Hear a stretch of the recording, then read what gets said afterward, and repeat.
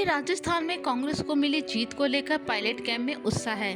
Tonk Sawai Madhopur seat पर हरीश मीणा की जीत ने पायलट की बड़ी भूमिका रही है।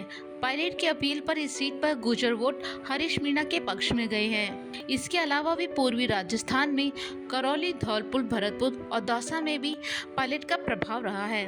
लेकिन राजस्थान में फिर सवाल यही उठ रहे हैं, राजस्थान जैसा कमाल पायलट दिल्ली और छत्तीसगढ़ में क्यों नहीं दिखा पाए। पायलट को लोकसभा चुनाव से पहले छत्तीसगढ़ का प्रभारी बनाया गया था। उनके कहने पर टिकट भी बांटे। वहाँ पायलट ने रैलियां भी की, लेकिन नतीजे कांग्रेस के पक्ष में नहीं रहे। कांग्रेस को यहाँ 11 सीटों में से सिर्फ एक सीट ही मिली, जबकि पिछले लोकसभा चुनाव में मोदी के प्रचंड लहर में भी छत्तीसगढ़ में कांग्रेस 2 सीटें जीती थी। इसके अलावा पूर्वी दिल्ली में भी उन्होंने कन्हैया कुमार की सीट पर ऑब्जर्वर नियुक्त किया गया था। इस सीट को भी कांग्रेस हार गई। सवाल ये है कि फिर पायलट का जादू छत्तीसगढ़ में क्यों नहीं चल पाया। इसके पीछे 3 वजह बताई जा रही हैं, जिसमें पहली है कि छत्तीसगढ़ पूरी तरह से ट्राइबल बेल्ट है। भाजपा ने इस बार यहाँ ट्राइबल सीएम के तौर पर विष्णुदेव को आगे किया। इसका फायदा उन्हें लोकसभा चुनाव में मिला।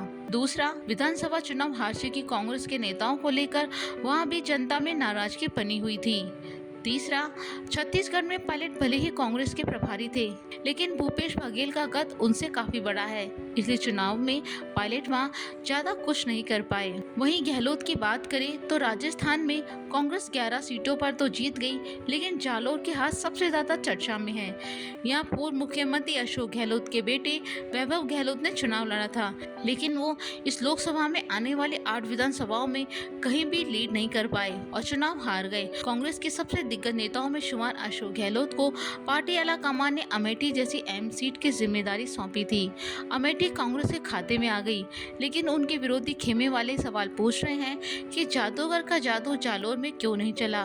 गहलोत के लिए सिर्फ जालोर ही हार ही झटका नहीं रही, बल्कि उनके खुद के बूथ पर जोधपुर में कांग्रेस के प्रत्याशी की भी हार हुई है।